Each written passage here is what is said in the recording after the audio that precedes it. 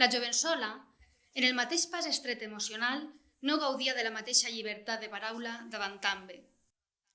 Ella, una donzella que vivia al gineceu, no trobava inconvenients les seues pròpies paraules. Intentava parlar, però començava a plorar. Volia dir alguna cosa, però abans de començar, desistia.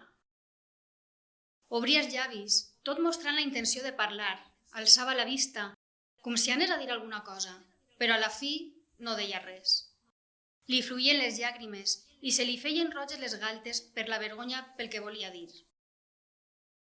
Després d'un nou intent de parlar, empal·lidia de por.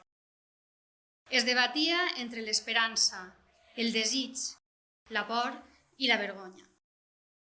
A desgrat que la seva passió creixia, li mancava decisió. També, tot eixugant-li les llàgrimes amb les mans, li va demanar que s'animés i li digués el que volgués.